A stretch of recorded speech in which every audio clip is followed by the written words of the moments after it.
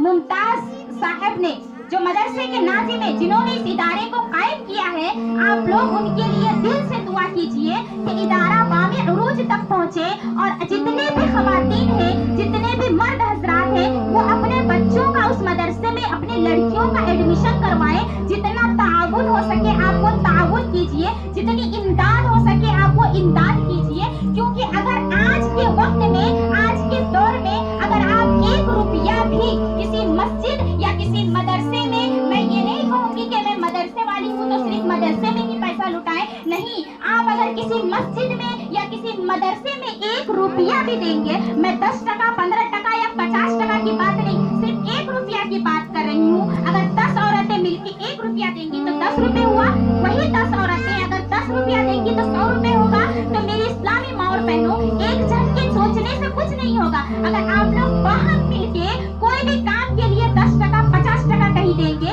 तो आपका जेब खाली नहीं होगा, बल्कि अल्लाह के घर में, अल्लाह के रास्ते में जो 10 रुपया लुटाता है उसको उसका डबल, ट्रिपल, चौबल तक उसको अता किया जाता है। मेरी इस्लामी माँ और बहनों, मुअज़्ज़ज़ सामिईन और सामियात, मैं सिर्फ ये कहना चाहती हूँ कि अगर आज हमें अपने ऊपर खर्च करने के लिए कहा जाए तो वो औरतें तो फिर दूर की बात है, मर्द भी नहीं सोचते हैं कि हम जो ये रुपया पैसा लुटाते हैं, नहीं, घर बनाने के लिए अगर बोला जाए तो बेतहाशा पैसा लूटा जाता है, अगर खरीदारी करने के लिए जाए तो बेतहाशा पैसा लूटा जाता है। ये मैं अपनी सोसाइटी की बात कर रही हूँ, ये मैं अपने मुआशरे की बात कर रही हूँ, जो हकीकत है और बिला हकीकत है, ये हमारे मुआशरे में पाया जाता है। तवज्जो के साथ सुनिएगा कि अगर किसी भी दुनियावी काम किया जाए तो सबके जेबों से ऐसे पैसे निकलते हैं कि फिर हर कोई मालदार नजर आता है,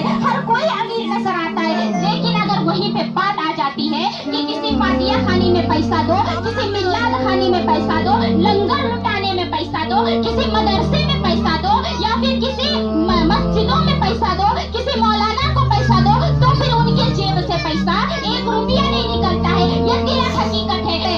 जगह में अगर कुछ खाने के लिए चला जाए तो 20-50 टका से नीचे आपका पेट नहीं भरेगा, लेकिन अगर आपके घर पे रख दे, मेरे इस्लाम की मुकद्दस शहजादियों, वो अलग से कोई बिजनेस नहीं करते हैं, उनका वही काम है। अगर आप उनको नहीं देंगे तो वो आपके बच्चों को खिलाएंगे कैसे, आपके मुआशरे को आगे कैसे बढ़ाएंगे, उनका अलग से तो पैसा नहीं आता है। तो मेरी इस्लामी माँ और बहनों, ये बड़ी ही तवज्जो के साथ सुनने वाली बात है कि अगर आप मार्केट में चले जाएं, 5000 का सूट मत खरीदिए, बल्कि अगर 500 रुपये महफिल मिलाद में किसी मदरसे में बच्चों के नाम पर दे देंगे तो अल्लाह तबारक व तआला, मैं दावे के साथ ये बात कहती हूँ, बल्कि ये बात मैं 100% सच कह रही हूँ और दावे के साथ कि आपका वो पैसा रायगा नहीं जाएगा। अगर आपका वो पैसा अल्लाह तबारक व तआला इसी दुनिया में आपको वो अजर अता करेगा, अगर इस दुनिया में वो अजर अता नहीं हुआ तो कल बरोज़े महशर,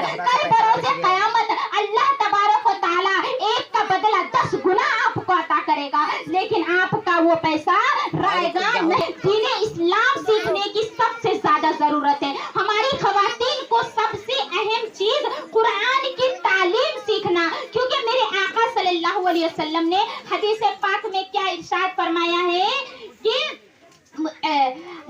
इल्म दीन हासिल करना हर मुसलमान मर्द और औरत पर फर्ज है। एक काम होता है, एक होता है वाजिब, एक होता है मुस्तहब, सुन्नत, ये सारी चीजें दूर। फर्ज, जो फर्ज है ना, तवज्जो के साथ सुनिएगा, मैं ज्यादा वक्त नहीं लूंगी। जितने भी बच्चे हैं खामोशी के साथ बैठ जाएं, सिर्फ 5-10 मिनट खामोशी के साथ बैठ जाएं।